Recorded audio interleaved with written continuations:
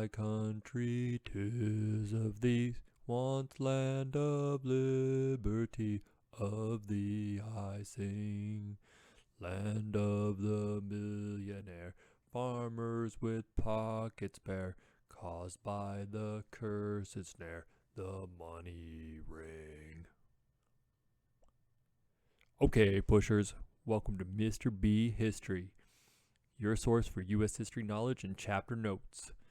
I'm Mr. B, and this episode we're learning about politics of the Gilded Age, which is why I started with that beautiful song, the Farmer Alliance song. The farmers are angry, they're mad about the corruption, they're mad about lack of representation, they're broke, they're mad about being broke, and they're so mad they're singing about it. So, enough banter, let's get straight to the knowledge. This is Chapter 19 Notes, the politics of the Gilded Age, laissez-faire government, and the forgettable presidents. Who are they? I don't know. I already forgot.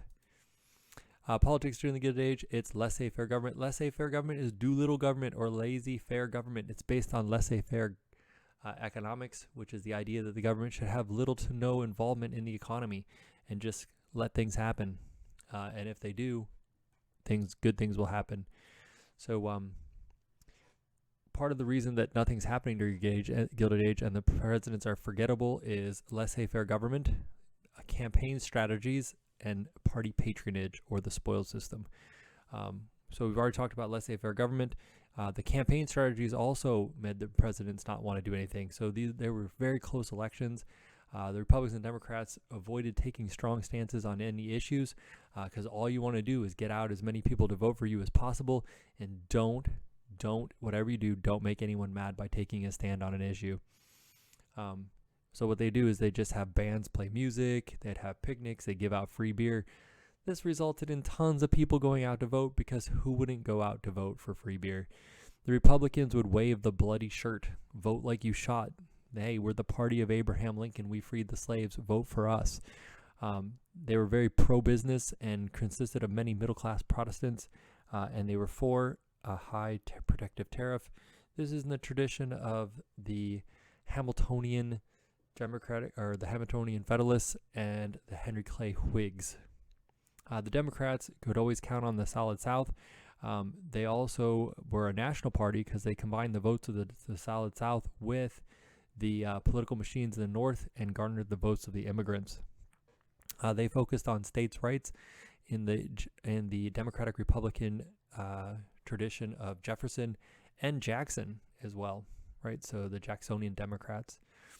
Party patronage, there was no agenda. The whole purpose of the political party wasn't to make a big change in America. It was just to win the election and give out jobs. So it was all about making that money. Isn't it always all about making that money? There were some Republicans who refused to play the party patronage game and were doing this to actually help people. These people got the derogatory name mugwump. No one wanted to be called, no, just kidding. Mugwumps, that's a real thing.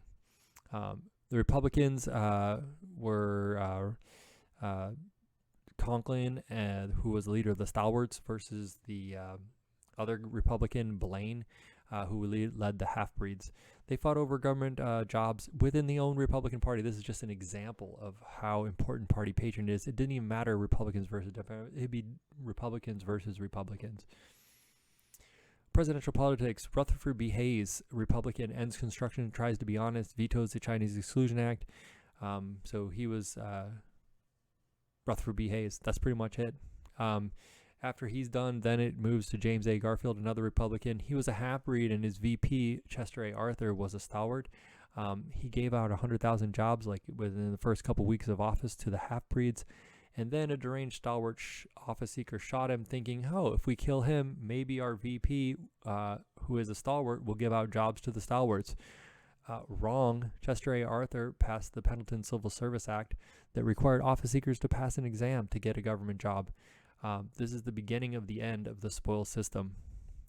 He also modernized the Navy, and because of these wonderful things that he did, the Republicans refused to nominate him. The election of 1884, Republican James Blaine versus Grover Cleveland. Blaine was connected to corruption, so the Mugwumps, those reform-minded Republicans, voted Democratic.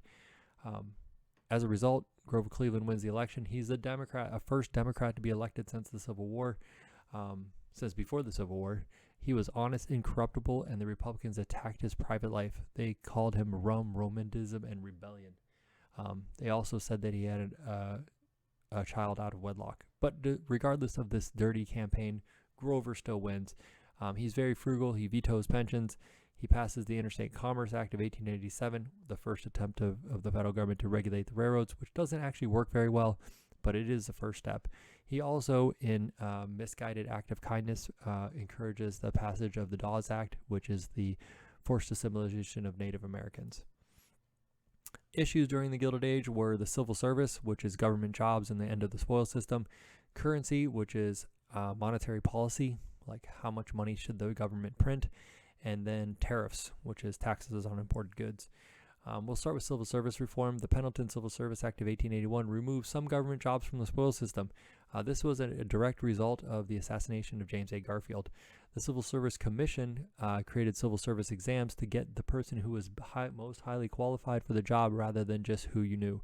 The politicians would now have to find some other way to get people to get them elected, i.e. they would have to pay people to run their campaigns. Where are they going to get this money from? Well, they're going to turn to the rich industrialists, these new wealthy people, these monopolies and trusts to fund their campaigns. Both the Republicans and the Democrats will do this. The money question. So the next one after civil service reform is the money question or currency. So do we want easy and soft money or sound and hard money? Debtor farmers and the poor wanted more money in circulation or soft, easy money to lower interest rates and pay off debt easier. Bankers, investors, and the rich wanted sound or hard money, which is gold-backed dollars, so their dollar bills backed by gold, to control inflation.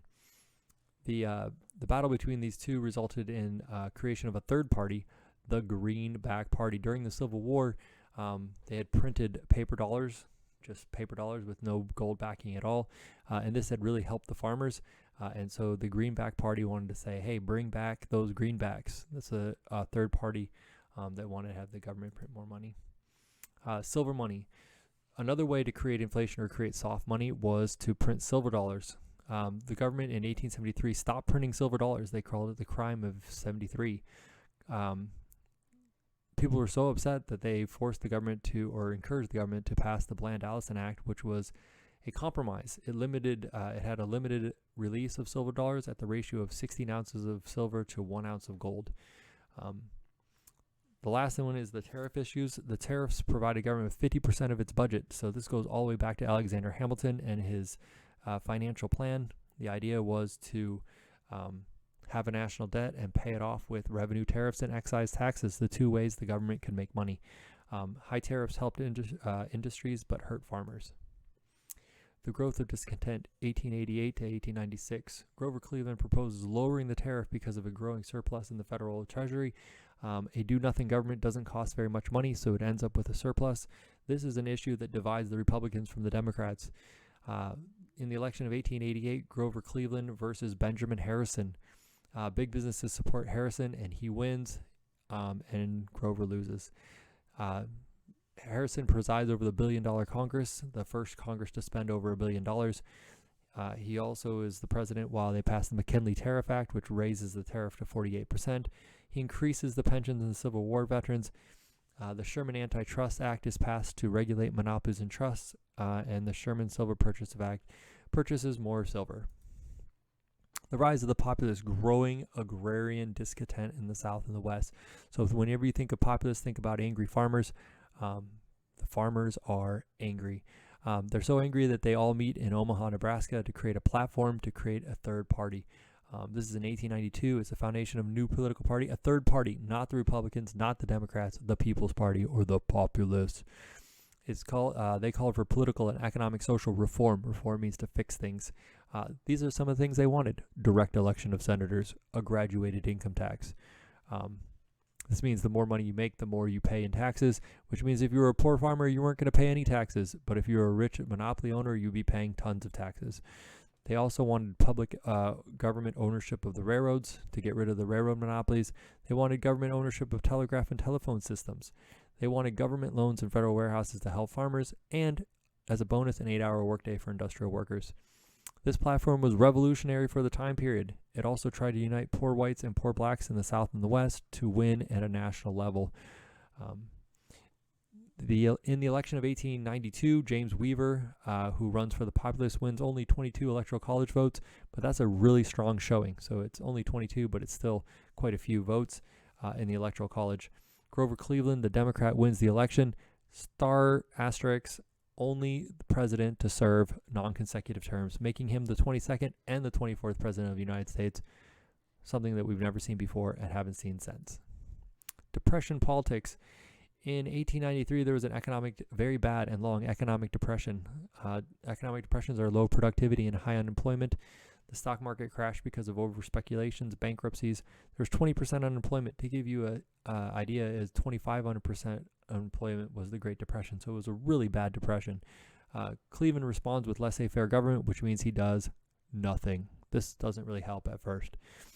The gold reserve and the tariff. People traded in their silver dollars for gold dollars, draining the treasury. So they would take their silver dollars and they take it to the bank and say, give us a golden dollar, to the U.S. Treasury. So they had to repeal the Silver Purchase Act, and then they had to borrow $65 million worth of gold from J.P. Morgan.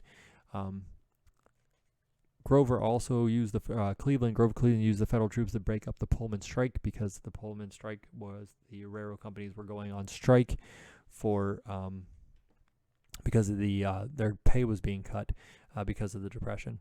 And then they also passed the William Gorman tariff, which lowered the tariff. There were so many poor people that they marched on Washington. This was called Coxey's Army. They marched on Washington to demand government help, but they do not get any.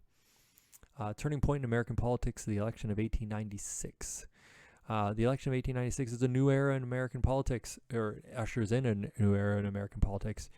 In the election, you had William Jennings Bryan running for the Democrats and the Populists.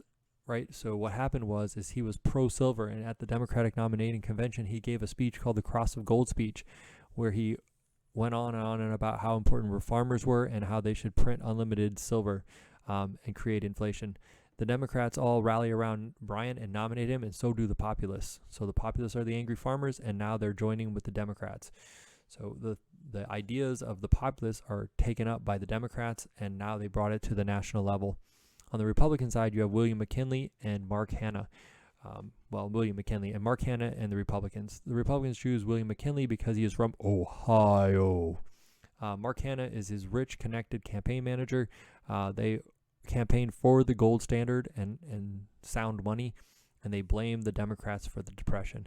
William Jennings Bryan toured the country, giving speeches and rallying the people, while meanwhile William McKinley just stayed at home, and his campaign manager raised millions of dollars from the rich people and spent it on advertising in the mass media, newspapers and magazines.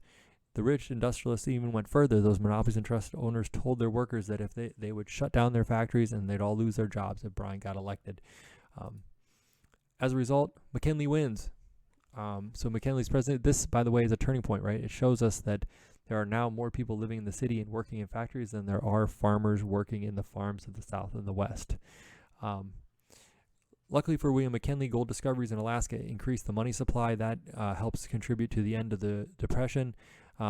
He raises the tariff with the Dingley tariff, and then he's also responsible for the Spanish-American War, which we'll get to in another chapter.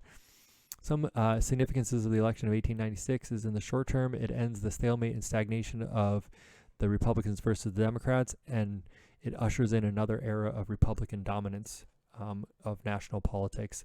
In the long term, and the big things that you need to know for APUSH are the Republicans had gone from free soil, free labor, and free men, which was what they ran for in 1860, to the party of business and industry. Democrats were the sectional party of the South, and whatever remained of the Populists, the farmers. So they joined together, and that was their group. This shows us urban dominance over rural. USA is going to be industrial, not agricultural. And it's also the beginning of modern politics and the use of money to influence public opinion via mass media. To this very day, this is how politics is run. Large corporations fund campaigns to pay for advertising to convince people to vote one way or the other. Role of third parties. Third parties may never win national elections, but they do call attention to things that the two major political parties will adopt later on. For example, the Democrats took over the populist idea about free silver. Although populists lost the election of 1896, many of their ideas would be adopted by the progressives in the early 1900s, such as the 16th Amendment, which established a graduated income tax, and the 17th Amendment, which was the direct election of senators. And that brings us, students, to the end of our chapter 19 notes, which was all about politics during the Gilded Age and laissez-faire government. Hopefully that you learned lots and lots of things. For now, this is Mr. B History, and signing off. Have a great day.